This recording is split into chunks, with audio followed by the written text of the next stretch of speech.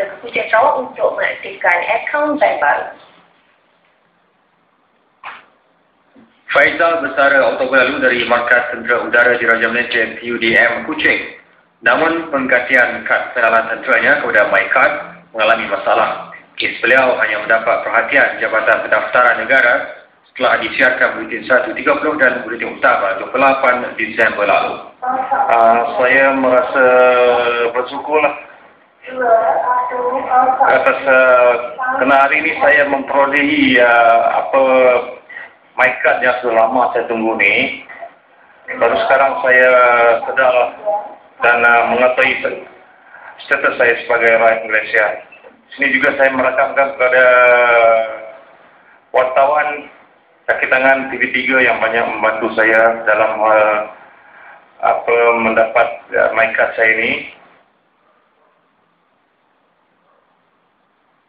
Dan masalah besaran tentera itu bagaimanapun tidak berakhir di situ. Kegagalan mengeluarkan wang pencen menyebabkan 4 anaknya tidak dapat memulakan sesi persekolahan semalam.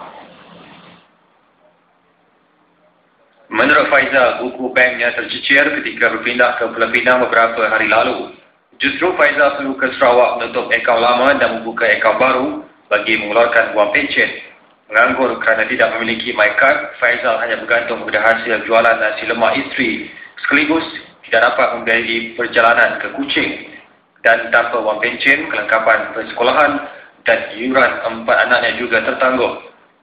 2 daripadanya menduduki peperiksaan awam tahun ini. Paling terjejas anak bongsu yang sepatutnya memasuki darjah 1 semalam. Saya tahu. Apa? 1. Tapi sekolah? Kenapa tak sekolah? Sebab ayah belum dapat pencen lagi. Dapat pencen. Nak pergi sekolah tak? Adik nak pergi sekolah tak? Nak? Mereka telah mengetahui bapa mereka telah mendapat MyCard hari ini dan amat berharap dapat menggunakan duit hasil daripada perkhidmatan bapa mereka selama 23 tahun ini.